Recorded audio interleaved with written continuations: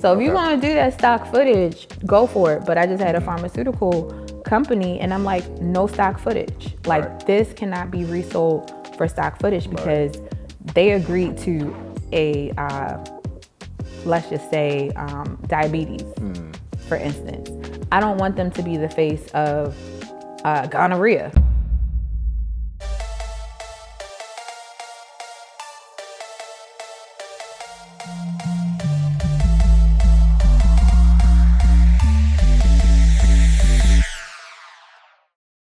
Yo, what it is? You are now tuned in to another episode of Mind Your Business. I'm your host, Maceo Tendaji, and on today's episode, we're going to tap in with somebody who's been killing the film and TV industry for many, many years. I'm talking about one of the best casting directors that you could ever find. Personally, I call her the plug for DMV actors. She's worked with some of the biggest studios and networks that you could think of. I'm talking HBO, Netflix, ABC, Disney, CNN, and many, many more. She's going to be dropping a bunch of gems and jewels that you need to know, especially if you're an actor or just somebody who wants to get into the film industry. Hey, so let's start talking about it. Let's get into it.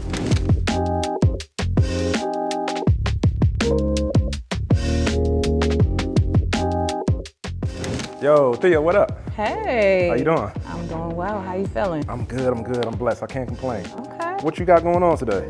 A whole lot. Okay, as usual. As usual, per usual, yes. Cool. So what current project are you working on? I'm working on closing out some very crazy, intense, pain and I ain't gonna say that, but very difficult projects. So we can close those out before we start other things. So I've had quite a few projects, pharma, government, and what's the other one? So I'm just closing those things out right now, making sure everything is squared away. We have all the deliverables in, because people think that casting stops when you stop filming, and no, it does not. It does not. All right, elaborate on that. What makes it continue? Okay, so unlike most markets, a lot of people cast and then pass it over to production. But because we're not like a LA or New York or an Atlanta, I have to do more hand holding, more hands on, more things like that. So I make sure that the talent gets paid. I make sure that they get paid. We collect all of the documents. We create folders, making sure we have their W-9s, their releases, their NDAs, all those things. We also make sure that the rates are correctly, and then yeah. Yeah. So you're doing a lot of things that most production companies would do. Yeah, but I don't trust that many people. So if a production company comes to town from LA and the actor doesn't get paid, they're moving on to the next thing. Right. But they looking at me like, I ain't get my money. Most casting people wouldn't do what I do. But because I've been here for so long, I know how it goes. Right. And I gotta walk in Baltimore. I don't want to owe nobody no $500, and it's not even my fault. Because they're gonna look at me. They're not gonna call a production company. They're not gonna, call the producers or anything like that. They calling Thea, because I'm the one that put you on. Yeah, no. So I just do the extra step to make sure all the paperwork is in. We follow up. Every time we send you an email, you get a text from me and my team, either Patrick or Roxanne, because we want to make sure you got that. It didn't go to spam, any of that. So yeah, that's what I mean by casting don't end. That's real, and that's, I can stamp that because Thea made sure I got paid, right? Hey. So my check was a production company, and they were based in LA, but Thea was the one to make sure, you were double checking to make sure it came through, you know what I mean? So you definitely practice what you preach. Because a lot of people won't even tell me they didn't get paid. They'll just be waiting for the check. They'll be waiting, or they be like, Thea didn't mean it, it's not her fault. And it's like, no, I want you to be paid. You're not annoying me. Now, when you call me at midnight about your check, when you call me like 2 days later and we've said net 30, which means 30 days, or whatever, and you're calling me like 5 days in, yes, you're annoying me. But I want y'all to get paid just like I want to get paid. Right. Nah, that's real. So what are some of the procedures that you put in place? Because it sounds like with casting, it's a lot of project management involved, right? So it's like if you're juggling so many different projects, and these aren't like one and done shoots, these are elaborate projects. We're talking studios and networks and, big production companies. What are some procedures you put in place to manage everything? Whew. Because because I seen your spreadsheets before, and I was like, yo, what is this? Like, I got a headache as soon as I open it up. Yeah. How do you manage that? Okay, so one, I have an excellent team. Two, I start at the end and come to the beginning. So what are we trying to look like? What is all the things? It's just a lot. And again, I don't cast like most people in most markets. Most people, I found your people, here you go, good luck, God be with you. Wow. No, I create the presentations.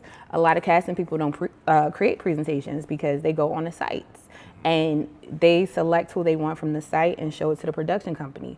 However, again, I don't trust a lot of people, actors, whatever, but a lot of our people here aren't on those sites. And we have amazing actors that are trained at Baltimore School for the Arts, that are trained at Arena Players, that are trained all these different places that may not know about these sites. And I actually go in and try to find them. And so that's another portion on why I do the presentations. Also, I'm a little bit of a, not a paperwork nerd but I'm a little psycho when it comes to my stuff because I like it to be aesthetic.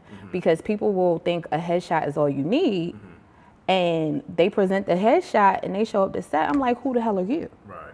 You know, COVID, people put on weight, people lost weight, people got the little shot and they snatched now. But I might have needed a fluffier person for that role. Or they had braces on there, not knowing that my character wanted braces, but you got the Denzel smile, and it's like, who, you know, and then some people just catfish, be going too far with the filters. With the AI, especially with the AI. Oh, the AI. Before I used to have to just worry about filters, but AI. It's a whole different game now. Yeah, like just be like a little, you can put a little splah. Right. But just don't go too far. Yeah. But y'all going too far. Right. We had somebody, submitted to my casting, and it was like all AI photos. I'm like, I don't know who you are. They got that. They're like, oh, this is great. I can do a whole headshot and photo shoot based on this. It's not your body, it's not whatever. And they think that looks real. No, you look ridiculous. Right. And not just the actors. Some of y'all on LinkedIn. The LinkedIn folks, they like, I got the AI professional photo thing. No, you look crazy. Right, that ain't it. It looks insane, and you don't look like that. Like, if you're gonna edit something, like what we'll do, girls like to put a little splut on a filter, but send it to a couple friends that's gonna keep it real with you. Right. Not necessarily haters and not necessarily someone that's, your biggest fan. Cause they be like, girl, that's great. Right. But send it to somebody that's gonna be like, nah, that look crazy. Or it looks like you, but just tone it down, Right, yeah. No, that's great advice. Oh, but all of that to say is, I not only have the headshot, sometimes depending on the project, I'll have people hold up a piece of paper with the date, so I know that that's you. Because a lot of times people will put outdated photos and they don't even look like that anymore. But I also put videos in there, even if it's just a print project, which means just photos or, like a print campaign. I'll have them speak because I need to know, I need to feel how you're gonna act on set. Right. I need to know that you can follow directions. So if I have, introduce yourself, tell me a fun fact or whatever. If you say some wild, inappropriate stuff, one, you might make me laugh, or two, you might make me nervous. Right. So I wanna know who I'm getting on set. So a lot of people don't go to extra effort to put photos, videos, sizes, your city. Because I want the production company to know, this person's coming from Pennsylvania and not the close part to Baltimore, far out. Yeah, so they know that, we might have to put them up, or you can't have them at an early call time. Right. So it's all these different things that some people think is psycho. Like, my casting friends be like, why you doing that? And I'm like, you don't live here, mind your business. Mind your business. So, yeah, I just have to put certain things in place. Right. Now, I can definitely stamp everything she's saying right now. Like, I remember when we first met and you were, kind of like, I guess, considering me for certain jobs, but you would call me and be like, yo, can you do X, Y, and Z? Yo, can you make sure you don't say this, don't say that? And I was like, yo, I got you. But I understand it now because whoever you cast for that particular project, they're a representation and a reflection of you and your business. So that's real. So I'm gonna let you finish up. I know you're really busy, and then we're gonna transition to our sit-down interview. Okay, awesome. So Thea, tell me, who is Thea Washington outside of the film industry, outside of business? Okay. The person. Who is Thea Washington, the person? Who is Thea Washington, the person? That is a loaded question. And what I want to say, you already told me I can't say, because I want to say I'm a real, but I'm not going to say that. Just joking. I am a mother. I am a fiance. I'm kind of like a step mama, step friend. I'm a great friend. And I like to have fun.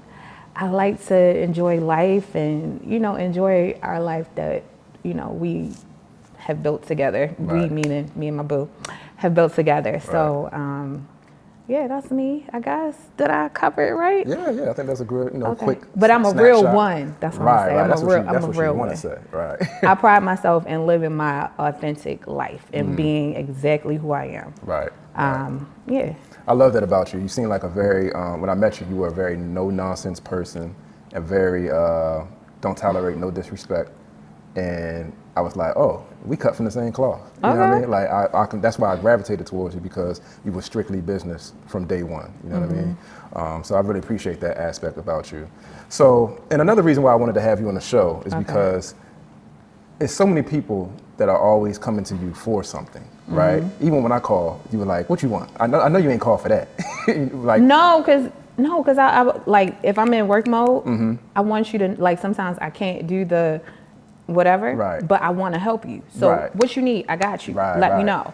Because I might be in the middle of doing something else. Right. But I do want to catch up, and I do want to know how you're doing. Like, I do ask when I have time. Yeah, but the reason why I say that is because you're so used to people calling you for stuff, right? You're like the plug for actors in this region. And the main reason why I wanted to have you on the show is because everybody's always asking you for stuff, and I wanted to put you on a platform and give you your flowers and let you tell your story, because everybody's trying to use you to get their story across or get that opportunity on a film set. Okay, let me just rephrase that. Without actors, there is no me. So it's more reciprocal than using me. You know, if I don't have people that show up prepared, know their lines, know what they need to do, get there on time, and let me know that they exist, there will be no me. Because if I work because I have actors. I don't make money from actors, but I make money from the productions. But actors are a resource. So I don't feel like they use me at all. I am actually ecstatic every time someone tells me that I've cast them. Got you. Shout out to Hooch. Yeah. We have production crew members on set today that Thea has casted before, right? My man Hooch over there, my girlfriend Crystal Coates is actually, we met through Thea. Yes. Fun fact, Thea is a matchmaker, if you didn't know. So I was hired for a CNN documentary. I was with Jake Tapper. Yes, the talent wrangler. I had never had that title before, and Crystal just happens to be one of the background actors. And we met that day, and we've been kind of rocking ever since. Yeah, that was some years ago. How long has it been? It's been, we'll be together two years in August. Whoa, okay. But we met 3 years ago. Wow. So it's been a little minute. So shout out to you and Thea Washington Casting for bringing people together, in more ways than one. So let's get into the casting, right?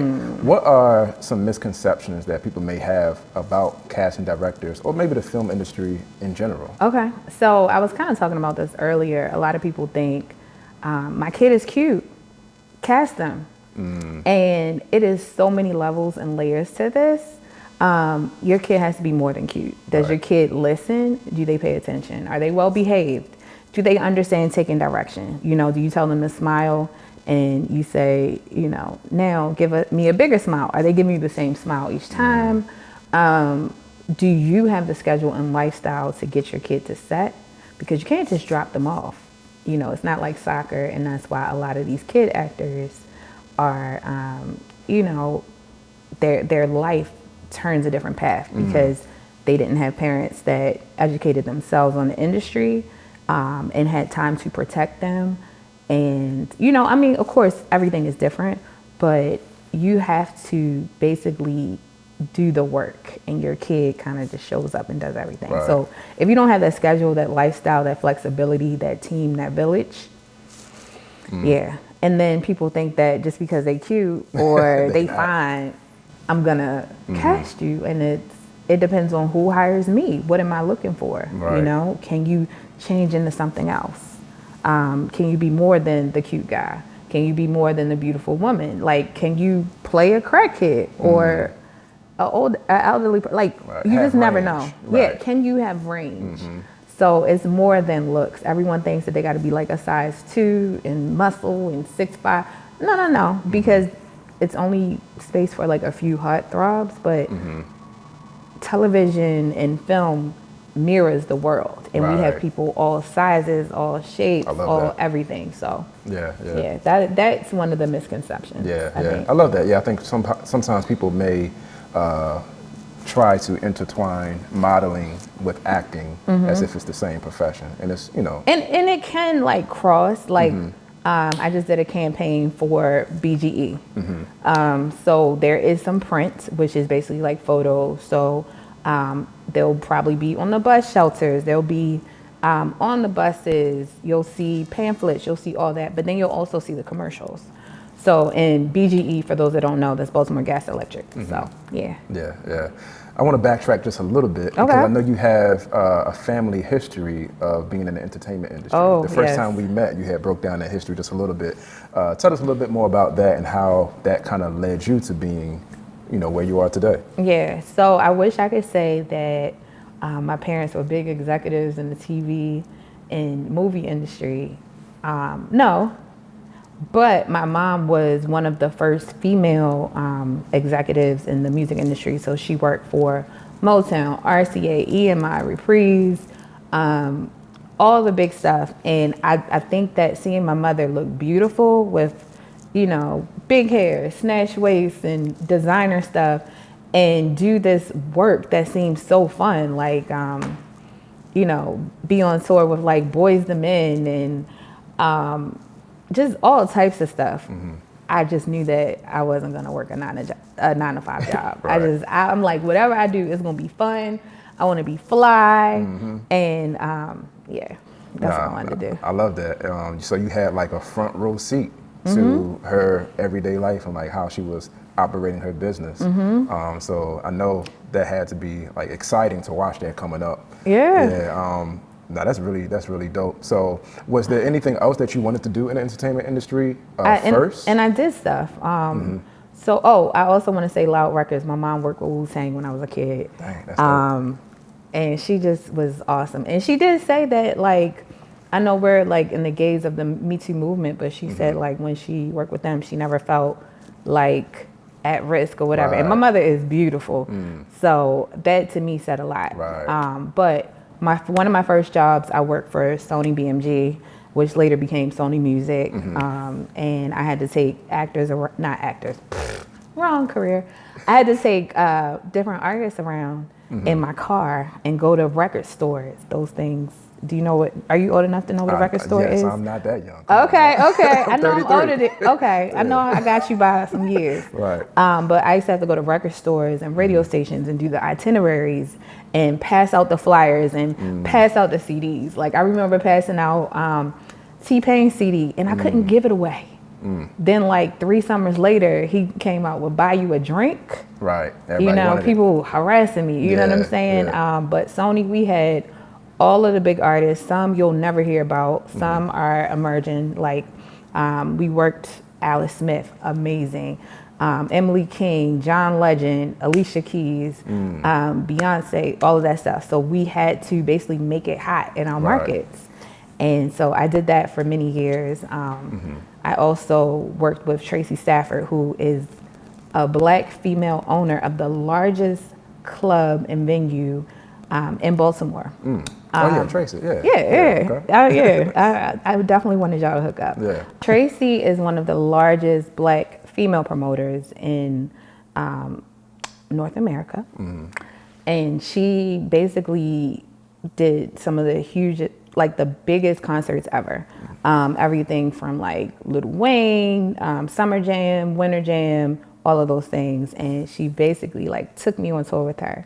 And we came up with the concept for one of Lil Wayne's concerts. And actually, Maceo, he passed away, but he was his sound guy. He just recently passed away. Really? He lives here. Rest in peace to him. We had a long beef because we came up with like the concept, and we did like 3 dates, Baltimore, Scranton, all this, and came up with all of this stuff. And we were like, yeah, we're about to blow up, tour all over the world. And I ain't gonna say they stole our concept, but we only did 3 dates, and then they continued on. But it was looking a little familiar. I don't know. But his name was Maceo. That's so ironic. Crazy. Yeah. But we've done all types of stuff. But I worked with her, and she put a lot of trust in me to do everything from like the writers, which is basically like, oh, I want this many green Skittles, this or that, do the stage production with the opening acts. And then like that helped me quite a bit. And then I also, like everybody else, my first TV job was like with BET, right. Being a production assistant. So I used to travel with them. Shout out to my old boss, Tanya. But we did like Rip the Runway, all of the award shows, and they would like give me a credit card to buy creative stuff and do all types of cool things. And I would always have tickets and stuff. So that was really cool. And then beauty industry as well. And then, I've had a lot of jobs, but I feel like each career kind of plays into what I do with casting, and especially casting in this market, which is very different. Right. So yeah, we definitely going to talk about the differences between other film markets. I think that's a huge part that people need to understand. But let's talk a little bit about the business behind being a casting director. Okay. Right? How do casting directors go about marketing themselves? How do you get attached to different production companies or studios and networks? And then what does that business model look like? I'm very curious to know for myself, like, I'm not pocket watching, but like, are you getting a percentage of the total budget of the production? Or like, are you coming in with your own rates and saying, hey, I charge this amount? It just depends, because every single project is different. And unlike most markets, I know we're gonna get to that, I do everything here.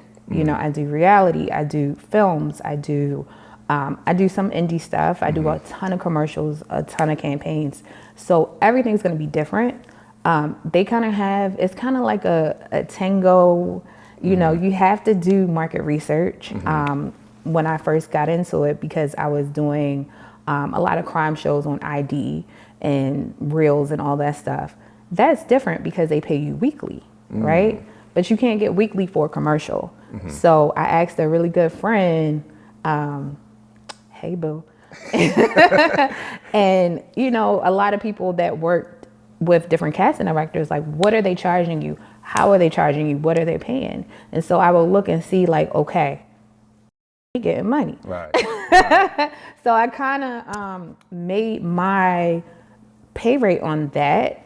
And then also other things that I do that they don't do, or things that they might do that I might want to implement, vice versa.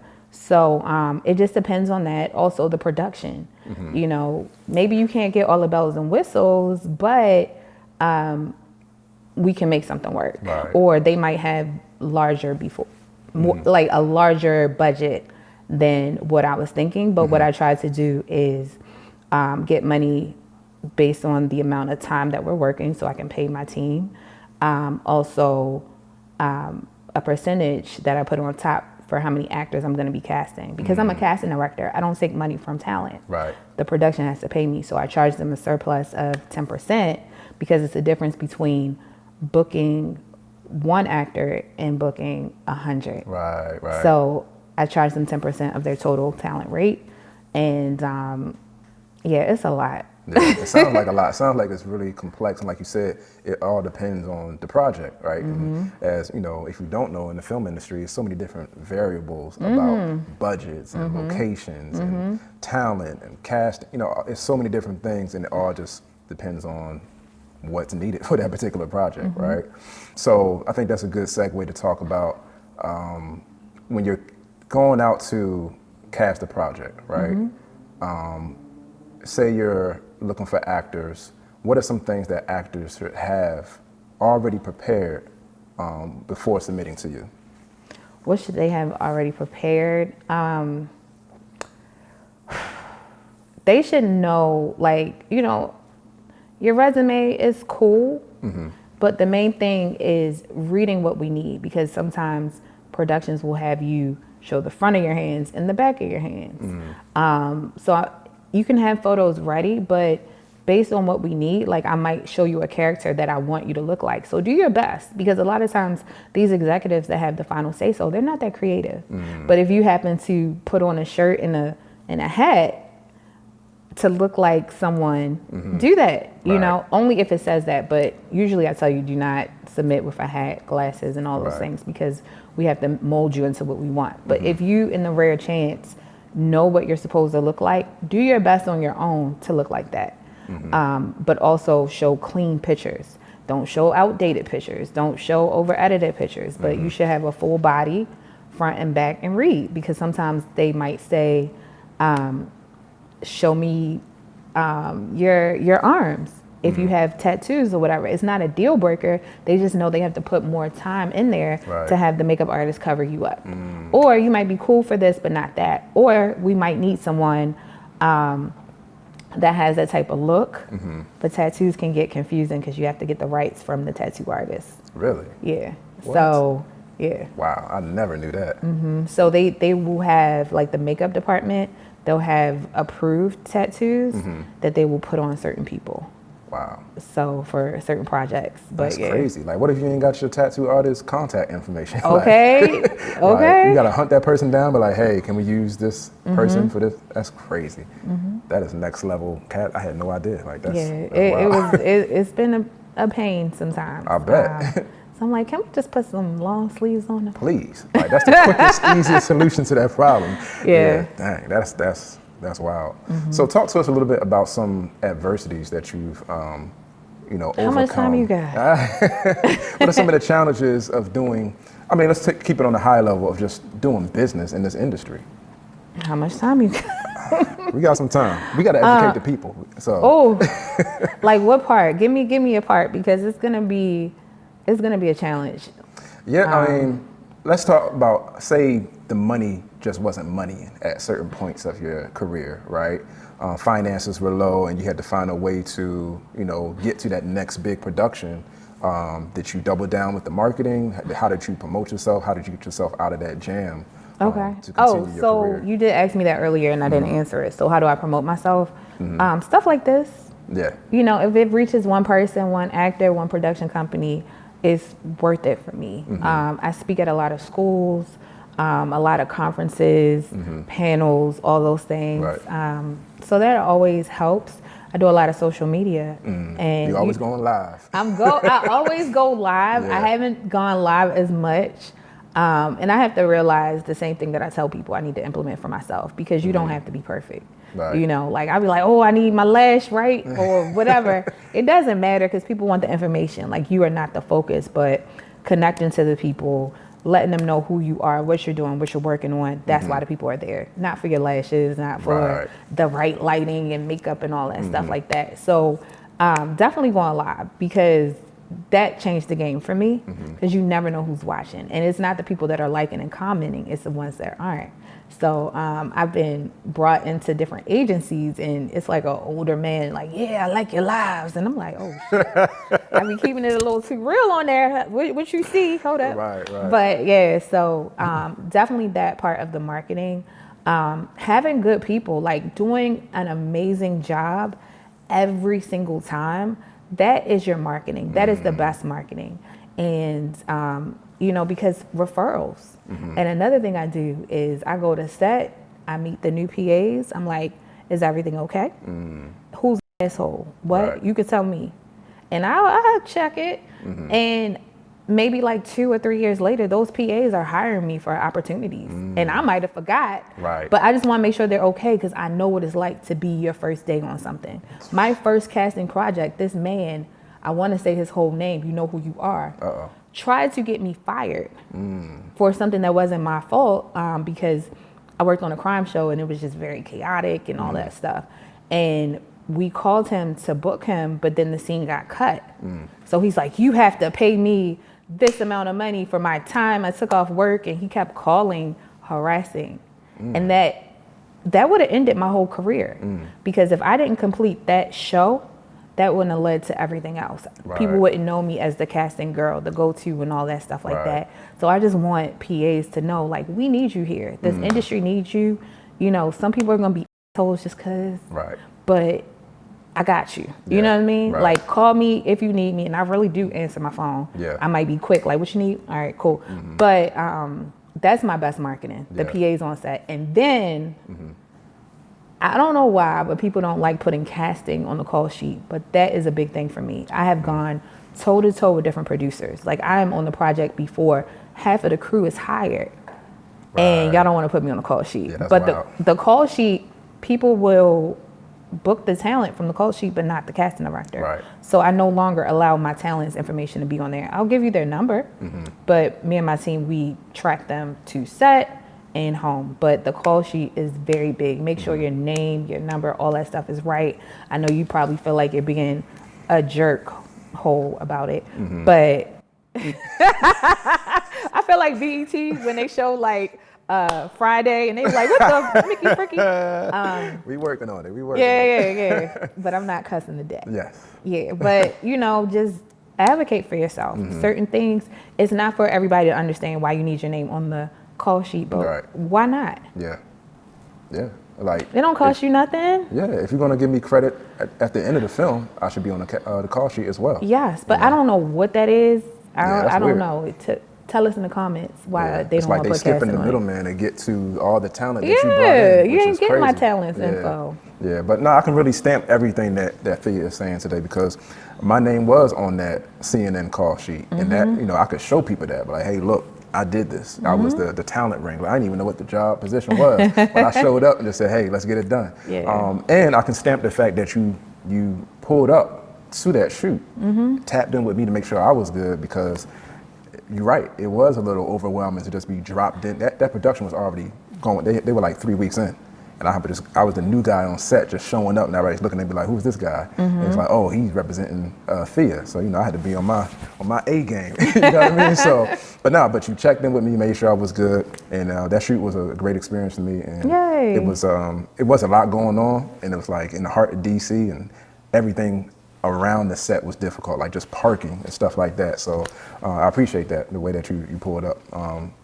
So shout out to you for that. Hey. I guess I want to take a detour a little bit, right? Let's talk about these film markets because the DMV area is drastically different than LA, Atlanta, New York. On multiple fronts. So talk about it from a casting standpoint. If somebody's an actor in this region, what are some things that they should know? What are some opportunities that are out here that are different than the ones that may be in Hollywood or those other markets? Okay, so if you're an actor in this region, just know all the harassing and calling and babying and stuff that we do at our team, that's not normal. You're not going to get that in LA and Hollywood and New York. A lot of times they just send you the call sheet, that's it. But we make sure you understand everything that you're supposed to bring. We make sure you have transportation there because if not, we can clock it. And, maybe production can step in or we might have to recast you. I don't know. But we do all of our due diligence to make sure everything runs smoothly. Right. Most casting teams don't do that. That's usually on production. But I don't know production. And I don't want somebody saying, this person ain't show up, let's blame it on casting. No, Right. that's not going to happen. So not only do I email you the call sheet, my assistant, Roxanne, will text you like, hey, please respond to the call sheet. And then if it's like an intense thing after you email us that you have received it, I will call you or Patrick will call you and go over every single thing that you have to bring to set because you're not going to blame me. Right. And I know that we had the conversation and so a lot of that is different. In other markets, most casting people just cast one thing. They just cast Broadway. They just cast movies. Some are just commercial people, and some people have talent agents for certain things. I'm not a talent agent. I'm a casting director. So that's another thing that a lot of people get mixed up because agents make money off of the talent. I don't have a dog in the fight if you get it or if you don't. Right. But I just want the person that I can trust to go on set and do a great job so the production can call me back for the next thing. Right. So it's no favorites. I just need to trust you that you're going to show up, not be a jerkhole, and do what you got to do and go home. Not trying to be no groupie and all up in the camera. We going live. Right. Yeah, whatever. Yeah. No, I just have to trust you. And that's the main thing. You gotta act like you've been there before. Act like you've been somewhere. Even if you haven't. But don't be that guy that's like, yeah, because back in the day, when I was doing the crime shows, House of Cards was hot. Right. And so people would be making everybody feel slow, like, yeah, on House of Cards, they did this, House of Cards, House of Cards. And making the other person that's just starting out feel like, I don't know what I'm doing. And I'm like, y'all in the same place at this moment. Right. Don't do that. Don't do that. Don't make others feel small. But I think that being on set is definitely great networking, but it's just knowing how to do it. Yeah. And when to do it. Right. For sure. Yeah. It's like you got to find that balance between networking and actually working. Right. Yeah. Especially if it's like a very intense part of the production. This is not the time for you to be out with your phone talking about, oh, we live, we on set. That's dead. Like, we gotta and a lock in. lot of people, it's different now, but back then you could not pull your phone out. You could not post anything. They will find you and do all that stuff, like take that down. Right. Now it kind of depends, because if you post, it depends. Every production is different, but try not to post, or at least get permission for posting. Right. So you're also like what I call a film advocate, or advocate in the film industry for I don't like the word minorities, Black and brown people, right? People of African or Hispanic descent, right? And some Asians. And some Asians. And right? some white girls. So you're really lobbying and fighting for more representation for people that look like you and I. Why is that important to you, and how did you get into that lane? How did I get into that lane? I kind of feel like it's your job, it's your duty. You know, if you go on a set, in which in the beginning of my career, I have done so many times, and I am the only person of any color there. You know, huge production companies that I worked in Silver Spring, and it's just me. Wow. And then it might be like one other Black girl over there, but it's like 200 employees. Right. And it's like, I'm the Black person per capita, you know, but we're doing Black shows. So that to me was an issue. It's a show. I don't care. Ain't nobody gonna hit me in my mouth. For my man, and it was such an issue to me that these white suburban kids would be telling the stories of Black people from a different socioeconomic background, and they don't understand what it's like when you don't have a trust fund, or you don't have money. Like, am I going to pay this bill or eat? Am I going to do this or that? So to me, when I would see the episodes, it would make them almost like unhuman, you know, like, because they don't understand what it's like for some struggle. Now, there are some white kids that do know the struggle, but most of them kids there, they did not get it. And I didn't like how the Black people were being represented on that show. I freaking hated that show. And it was a hit because, of course, Black people, we want to see ourselves. We want to see representation. It was on like BET or TV One or something like that. So I started offering my people up. So if we're going to have some experts on here, I know some experts. I know some Black doctors, some Black psychologists, some Black police, some Black politicians, Black writers that might relate to the story more. I didn't want other people telling our story. So that is kind of where it started. And then also, you know, like I was starting the makeup and hair section because my folks was getting traumatized. Really? Now, there are a lot of white women that can do some hair, know about a kitchen, know how to braid. Janice Kinganopoulos can cornrow, all that stuff. She is phenomenal, but she's not the norm. A lot of people would say they know how to do multicultural hair, and that is not inclusive of Black people with a kitchen. And they will be set up and they be trying to put water on the edges, and you know, put some water on my edges, it's gonna go like this. So I started speaking up and saying, I know you do multicultural hair, but is that inclusive of Black women? Because you're on an all Black show and people hire who they know. So white girls from the suburbs or whatever, they're gonna hire other white women that do hair, Right. but we doing black people telling black stories. Right. So that was my advocacy, kind of where it started. And, you know, people just putting people on, putting them in position. Now, every person I put on just because they black or brown doesn't make them amazing. It doesn't make them the best thing ever, but sometimes they are the best thing ever and they just don't have access to Right. them.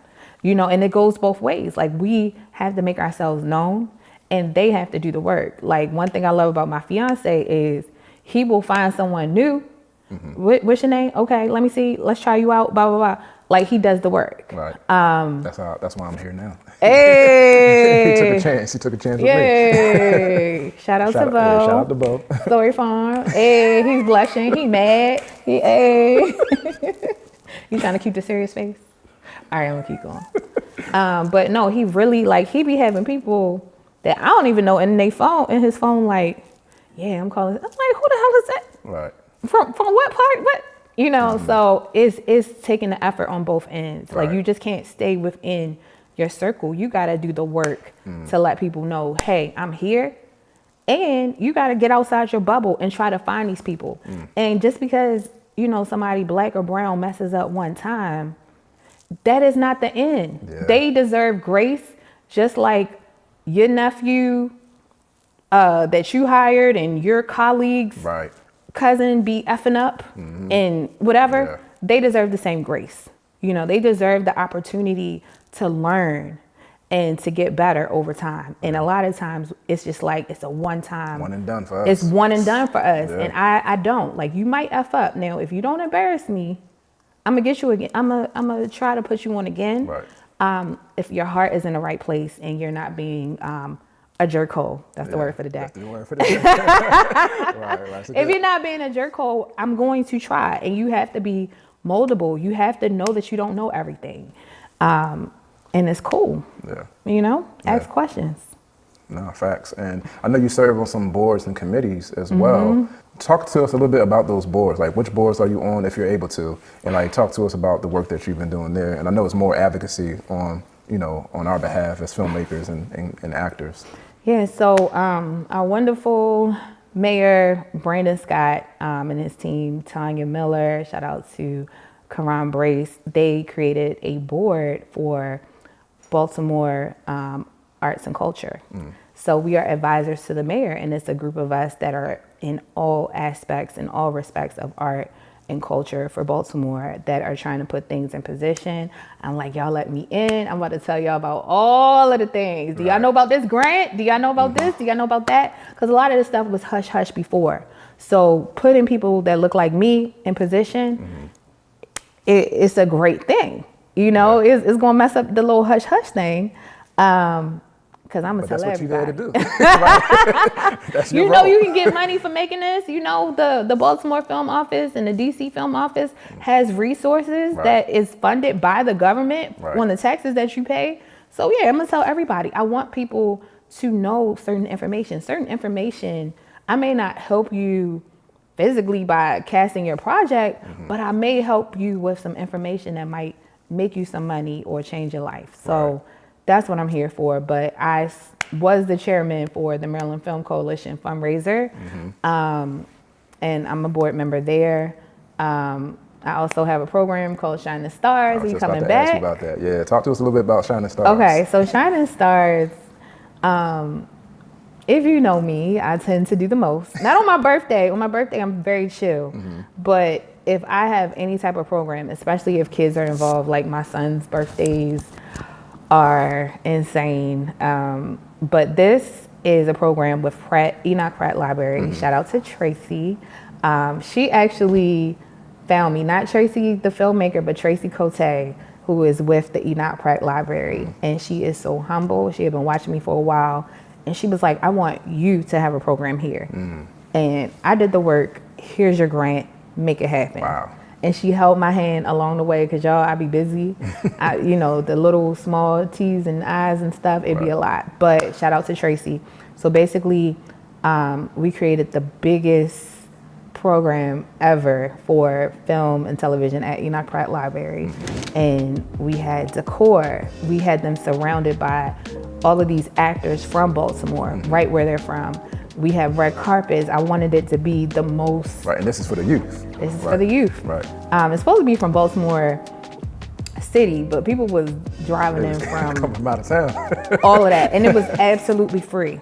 So we would teach them about film, television, and the different jobs within there, because a lot of programs teach you the craft, but you could be the best actor, but how do you eat in between?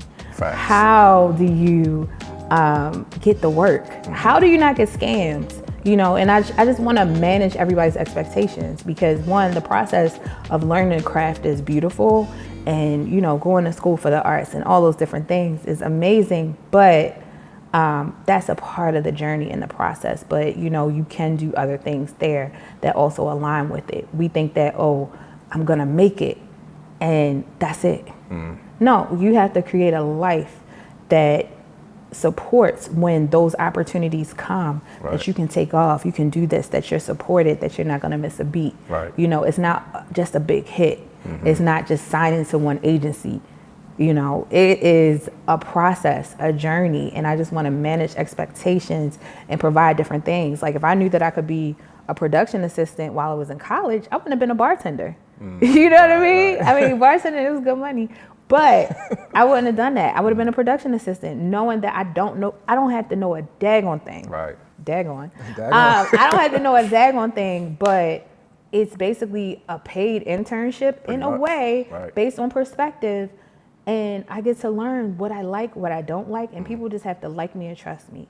I got to be the president of getting all of the coffees right, but I get to observe on a big, huge set. And that is amazing. You know, I don't have to fumble on my first go, and I get to get paid for this.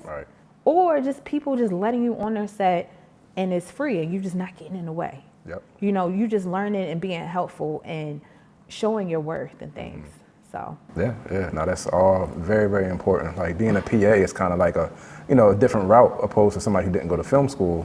You could negate all of that, take a detour, forget all skip the debt. Right? Like me, man, if anybody out there want to pay my debt off, please let me know. But yeah, actually, I took a different route. We'll talk off camera. I don't want to pay it, and I'm not saying that Bo's going to pay it, but I'm going to tell you something. Okay. It might work for you. Hey, that's what I need to hear. Thank God. No, I love that. Thanks for, you know, just sharing that alternative route to getting into the film industry. Right. Couple more questions. What's something that you wish you knew when you first started your casting career that you know now? What do I wish I knew? I don't know. I mean, it's so much stuff. Like, I feel like, oh, this is what I wish I knew. I wish I knew to hire a consultant early on, because you have to do market research and know, like, what people are charging other places, what they're charging stuff for, but how to charge, when to charge, and just knowing the terminology. Like, it's just so much. Like, usage is a big thing. And a lot of y'all LA people come down here and try to play with the folks. So one thing that they do is, like, what usage is basically, is it going to be broadcast on television? Is it going to be huge billboards and things like that? So if you have a big usage buyout, the pay should reflect that. But a lot of times what the LA people or other people doing, I'm not going to say LA, but big productions or even some local people, they'll be like, oh, you're just going to be a background person. We're going to pay you $250 for the day, blah, blah, blah. But they're the only person in the frame. They're the only person in the frame, and they're paying them as a background person, and they're thinking, oh, I don't have lines. But actually, you're an on-camera principal. And it's a totally different and they might have some big usage and buyouts and marketing for that, and you're just getting $250 one and done, but you're the face of this campaign and you didn't know. So is that a matter of them using your name, image, and likeness for more than just the production itself? When it goes into billboards and other marketing materials, can you, like, vouch for more, like a bigger pay? You can, but it's so many people that's so thirsty that it doesn't matter. So you can get recast, you know, and you can also advocate for yourself. Oh, another thing that I want everybody to know about is stock footage. I only agreed to it one time, but then I had to realize stock footage, you may not want to give your likeness to them because one, anybody that has $300 to download the image and the licensing to that can use you, and you could be the face of deadbeat baby daddies all across America. You could be a pharmaceutical. They could put, I got the cure to my itchy whatever. Right. And you have no power over it, and you just accept it one-time pay. But your image you have no control over your image, and you know. Yeah, I never thought about it from the opposite side. Like me, my production company, I very seldomly use stock footage, but the times I've had, I never thought about like this person has no idea that their name. Some do, and some don't care. So if you want to do that stock footage, go for it. But I just had a pharmaceutical company, and I'm like, no stock footage. Like this cannot be resold for stock footage because they agreed to a let's just say diabetes, for instance. I don't want them to be the face of gonorrhea. Just because you felt like it and you got 250, like no. So that's some type of advocacy that a lot of casting people don't know to do. And sometimes it's not our responsibility. That's on the actor or it's on their agent. But ain't nobody coming at me like, I didn't agree. I don't want that smoke. So that's just another example of you looking out for the actor more than other production companies or markets would do. Yeah, I mean, it's just like, I'm kind of like stepping over the tape, but here it's just like, it's a big smoshpox. So it all comes back to me. Got you. So I'm going to fight. I'm going to advocate. I'm going to do all the things because I don't want anyone being upset. I mean, people are going to be mad. You're going to piss people off some type of way. But as far as their imaging and their likeness that they are trusting me with and these jobs and opportunities, I'm going to make sure it's right. I'm going to do my due diligence and my best. Not saying that I'm perfect, but it's going to be daggone near perfect in my eyes, No, I love that. Yeah, I still learn though. I still learn. Wow. Yeah, I'm sure there's always something to learn in this industry, especially on your side of things. Oh, it's my like God. The wild, wild west, Yeah. So I want you to get us out of here with a word of wisdom. I always ask all of my guests to drop a word of wisdom to close out the episode. If you were to give advice to an aspiring actor or somebody who's interested in being a casting director, what is your advice to them? Don't be a casting director because I'm going to squash you like a roach if you come in my market underbidding. Sheesh. Psych. That's not a psych. Just want to let y'all know she's dead serious. No, like if you want to be a casting director, do market research. Don't undercut. Don't go with these low rates for actors because it'll be a yes. And then you're going to burn out your whole database. So try to advocate for the actors. Try to make sure you're not undercutting the casting directors because yes, when you're new and you're excited and you just got one project every now and again, yes, you can charge less, especially if you got a 9-to-5. I learned a lot of casting people got 9-to-5. Not a lot, but I heard a few. Just make sure because you'll burn out quickly and it's going to mess up the market. But I will say, be brave, do research, get consultants, take classes if you're actors. Don't take classes from everybody. Because some people don't know stuff and they teaching you stuff. You know what I mean? So just be very, very mindful. Very mindful, very demure. Yeah. It's a great way to close things out. Thea, thank you so much for bringing us into your world and giving us a history lesson of your elaborate career. And thanks for all the gems that you dropped. And hopefully somebody, out there, whether you want to be a casting director or actor or just in the entertainment industry in general, I hope you guys were blessed with some of the gems that Thea dropped for us today. How can the people follow you, tap in with you, and book you for casting? Okay, so one, have a budget before you book me. Like www.theawashington.com, and all of my socials are the same. Thea Washington Casting. I'm sorry, TheaWashingtonCasting.com, at Thea Washington Casting on Instagram, at Thea Washington Casting everywhere. Got you. Ladies and gentlemen, you heard it here first. Make sure you tap in with me, my personal brand, MACEO_TENDAJI. And make sure you tap in with the production company, IKONIC_visions. And if you want to be right here in this seat so we can mind your business, make sure you follow us and send us an email at myb@iconavisions.com. We want to hear from you and we want to hear your story. Until next time, we're going to continue to mind your business.